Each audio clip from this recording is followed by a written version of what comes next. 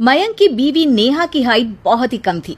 वो इतनी नाटी थी कि लोग उसका कई बार मजाक बना देते। अरे नेहा, तेरे लिए तो मुझे किचन में टेबल रखना पड़ेगा।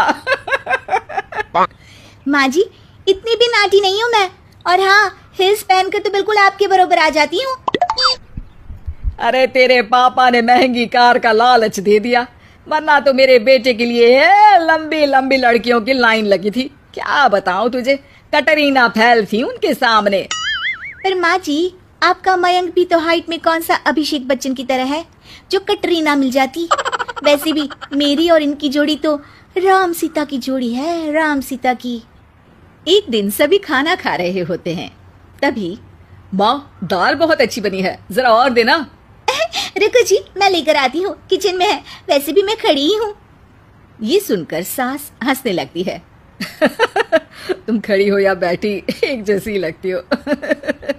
बस कीजिए जी, अभी हिल्स नहीं पहनी है, वैसे भी हिल्स पहनती हूँ तो आपके बराबर ही लगती हूँ।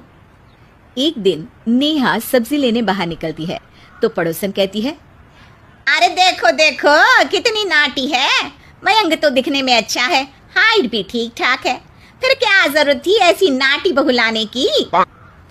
दहेज बहन दहेज, अंधे हो गए थे पैसों के पीछे, अब करे जगह साई। दोनों की बात नेहा सुन लेती है और उसे बहुत गुस्सा आ जाता है।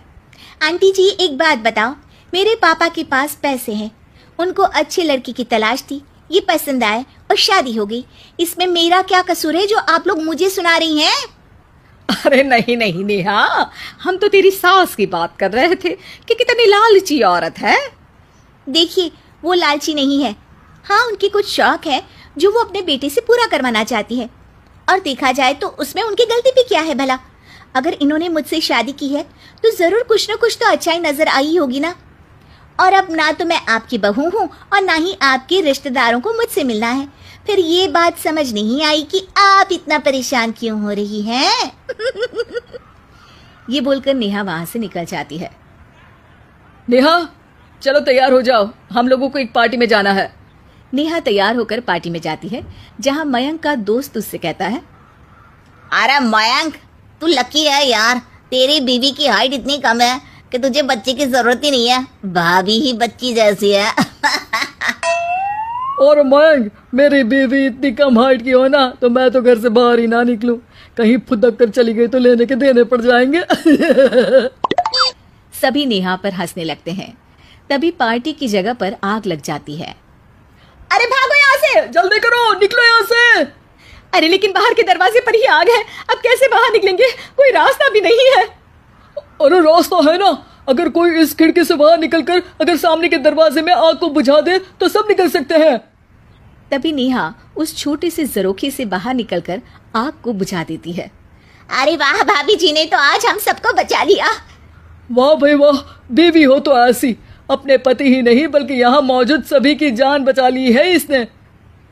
भाई मयंक, माफ कर देना, तेरी बीवी तो सच में कमाल है। मुझे ये बात पता है और मुझे मेरी बीवी पर गर्व है। नेहा मुस्कुराकर अपने पति की तरफ देखती है। कुछ दिनों बाद जब नेहा और उसकी सास मार्केट जाती है, वहां पर, अरे भैया, ये कपड़ा तो देना, कितने का पड़ेगा? माता जी, ये तो बहुत महंगा कपड़ा है, लेकिन अब बस सिर्फ 2 मीटर ही बचा है, मेरे तो किसी काम का है नहीं ये टुकड़ा, तो आप 100 रुपया ही दे दीजिए। अरे भैया, तो मैं क्या करूंगी इस टुकड़े का, लेकिन वैसे है बड़ा ही सुंदर। तभी नेहा बोल पड़ती है, इसमें तो मेरी पूरी ड्रेस बन जाएगी। ये कहकर वो कपड़ा ले लेती है। अगले दिन नेहा वो ड्रेस पहनकर सास के सामने आती है। अरे वाह नेहा, ये ड्रेस तो बहुत ही सुंदर लग रही है, बड़ी महंगी होगी ना? अरे कपड़ा तो मैंने ही पसंद किया था, बस पूरा नहीं था तो इसने ले लिया। सिर्फ 200 रुपये की ड्रेस है ये पूरी। देखो माँ जी, नाटी होने का भी कम फायदा नहीं है। जैसे तैसे दिन कट रहे थे। सास और पड़ोसियों के मजाक बनाने का सिलसिला चल ही रहा था कि एक दिन मोहल्ले से जोर जोर से आवाज आती है, अरे मैं मर गई, भगवान मैं क्या करूं। अरे क्या हुआ? देखते हैं तो सभी एक हॉल के सामने भीड़ लगाकर खड़े हैं। मेरा बेटा प्रिंस गड्ढे में गिर गया है।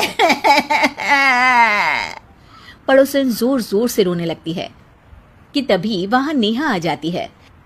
रोइए मत, मैं प्रिंस को लेकर आती हूँ। ये बोलकर नाटी सी पतली सी नेहा गड्ढे में घुसकर बच्चे को बाहर ले आती है।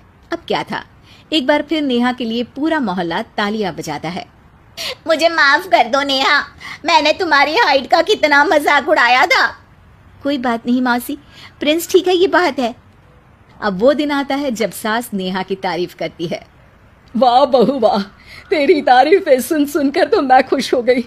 आज तो तूने ये साबित कर दिया कि समाज में इंसान अपने रंग रूप और लंबाई चौड़ाई से नहीं बल्कि साहस और हौसले से काबिल कहलाता है। मुझे माफ कर देना बेटा।